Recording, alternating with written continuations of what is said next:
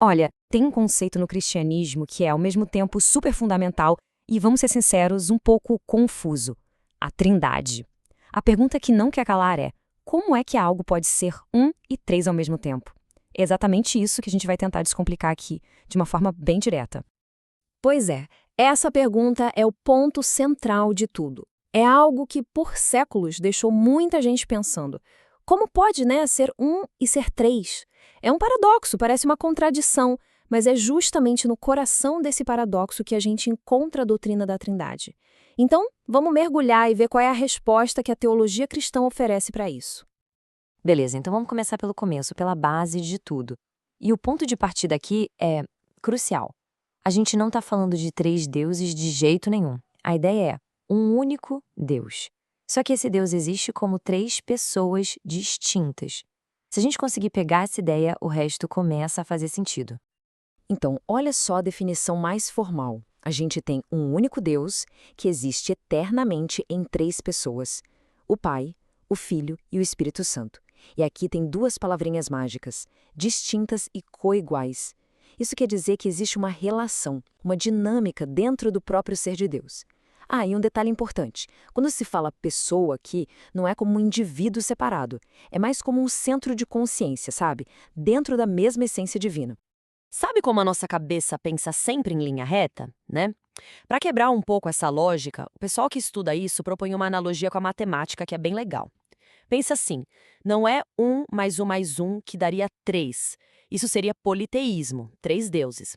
A ideia é outra. É um vezes um, que continua sendo um.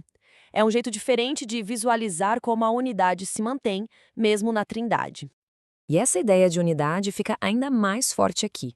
Não é que cada pessoa seja um pedaço de Deus. Não. Cada uma delas é totalmente Deus. Elas não são deuses separados, mas compartilham a mesmíssima essência, a mesma natureza divina. E vivem, claro, em harmonia perfeita. Tem até um termo técnico para isso em grego que é homoousios, que quer dizer da mesma substância. Ok, mas aí surge uma dúvida, né? Se as três pessoas são, na essência, a mesma coisa, o que faz elas serem diferentes, distintas? A resposta está nas funções, nos papéis de cada uma. Elas têm trabalhos diferentes, digamos assim, mas sempre agindo juntas, de forma inseparável. Bora ver como isso funciona? Olha só que interessante. É tipo uma cooperação divina em plena ação. O pai é visto como a fonte, o arquiteto, quem origina tudo. Já o filho é o verbo, aquele que coloca o plano em prática, principalmente o plano da salvação. E o Espírito Santo, ele é quem aplica tudo isso, quem guia e santifica. Ou seja, são papéis bem diferentes, mas todos trabalhando juntos, em unidade, para um único objetivo. Sabe uma coisa que ajuda muito a entender um conceito complexo? É entender o que ele não é. E ao longo da história surgiram várias interpretações sobre a Trindade que foram, digamos, descartadas porque fugiam da ideia central. Então vamos dar uma olhada nos três principais desvios de rota para a gente entender bem quais são os limites dessa doutrina. O primeiro desses erros é o modalismo. A analogia aqui é ótima. Imagina um ator no palco trocando de máscara. Uma hora ele é o pai, depois ele bota a máscara do filho e depois a do Espírito Santo.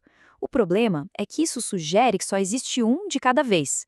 Já a doutrina da Trindade diz que não, que o Pai, o Filho e o Espírito Santo existem juntos, ao mesmo tempo, desde sempre para sempre. O perigo dessa ideia do ator era perder a noção de um relacionamento real dentro de Deus. Agora vamos para o outro extremo, o tritismo. Se o modalismo juntava tudo numa coisa só, o tritismo separa demais. Ele basicamente propõe a existência de três deuses diferentes, lado a lado.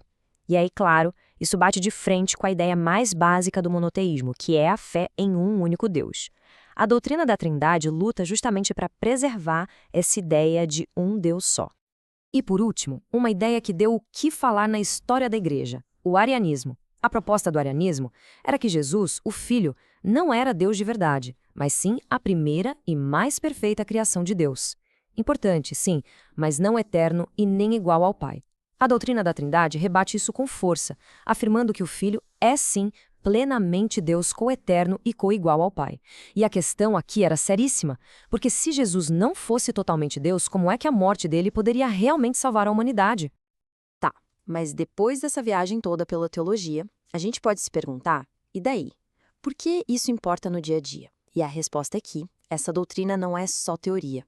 Ela molda duas coisas muito práticas na fé: a ideia de salvação e o jeito de viver em comunidade. Olha que legal como tudo se encaixa. Aqueles papéis diferentes que a gente viu, eles se juntam perfeitamente no plano da salvação. É um trabalho de equipe divina, se a gente pode dizer assim.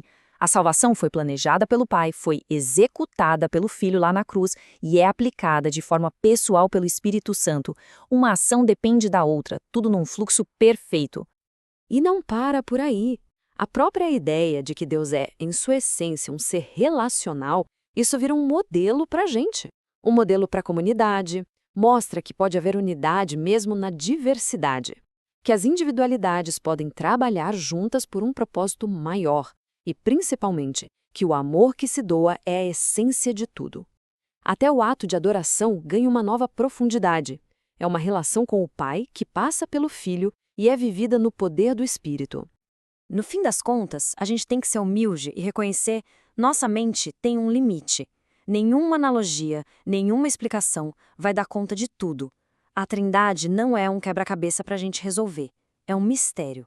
Um mistério profundo que é apresentado como algo para ser abraçado com fé, para ser contemplado com reverência. E isso tudo nos deixa com uma última pergunta para a gente ficar pensando. Se a própria natureza de Deus é essa comunhão de amor, de unidade na diversidade, o que será que isso quer dizer para as nossas comunidades, para as nossas famílias, nossas relações? Fica a reflexão. Como é que um mistério teológico tão abstrato pode ser, no fundo, o modelo mais prático de todos para a nossa vida em conjunto?